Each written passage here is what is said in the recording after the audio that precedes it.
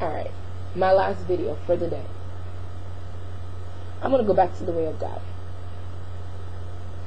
My question is the way of God is about the money situation. Your pastor is getting $9,000 a month or whatever, and he's asking for an increase for the building fund. And you guys are in plazas or in buildings or whatever. You guys, if you guys are giving him $8,000 a month times 12, 8 times 12 is what, $96,000? That's enough to put a down, not even a down payment, to buy a church. Where is the church?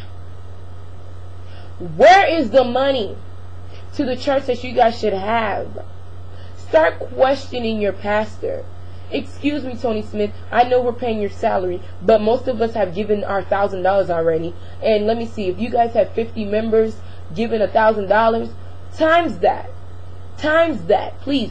50 times $1,000. That's a lot of money. That there should have been a church, at least a down payment on a church being at least built. Not even built. You guys could buy your own church, redecorate it, and make it. Where is the church? That's my question. Where's the church? Where's the church van?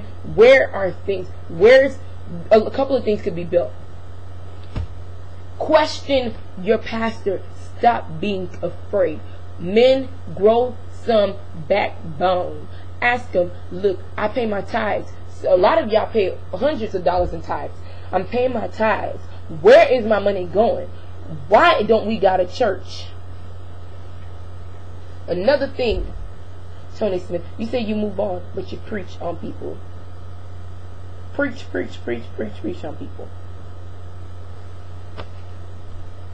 And then you destroy people's reputation when you leave. Like I said, you never had my business. You go preaching on me and telling people in your church stuff, that's a lie. It's a complete lie, because I never had a relationship with you like that. I never sat down and gave you my private information. And the ones who have my private information wouldn't even tell you.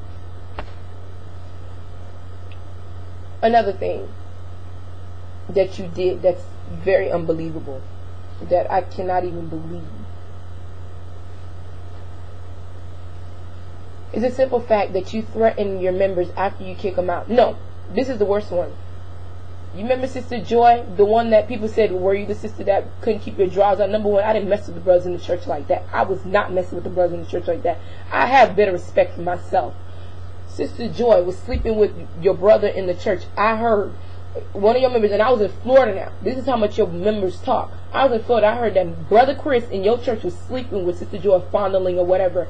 She got kicked out of the church, but yet Brother Chris is still there. Explain that to me.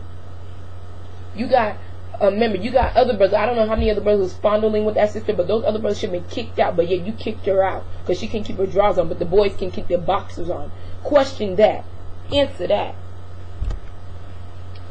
Have members sleeping with each other and then you didn't say anything. Another thing I want to know, Tony Smith, it doesn't even matter. You're probably going to, preach on me. I don't really care. Why in the world does your wife have a perm?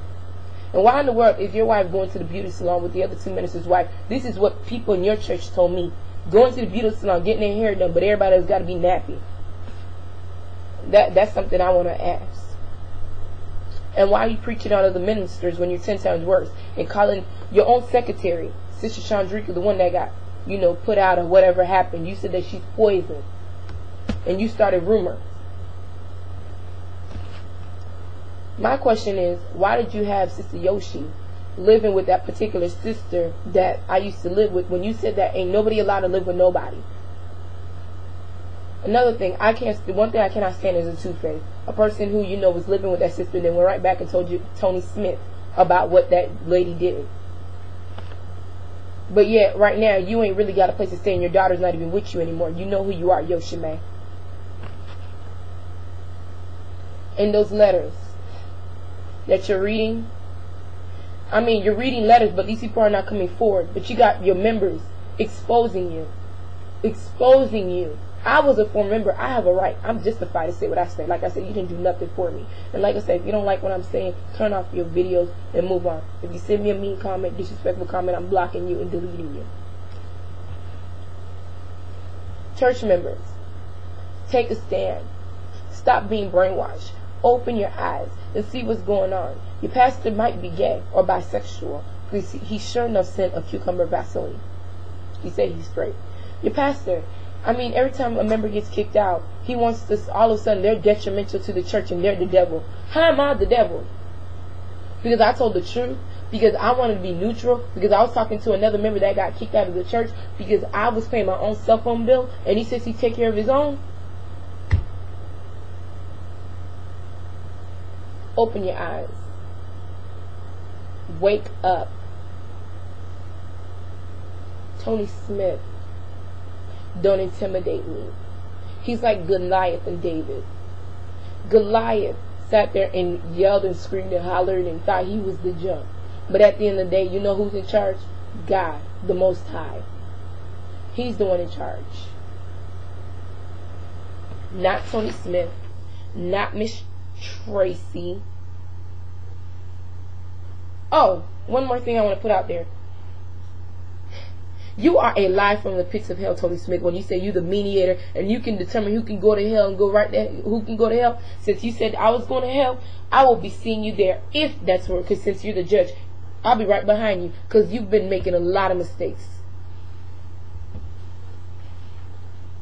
Like I said, if you have a problem with these videos, all these videos, dial 1-800 tell God. He's my boss.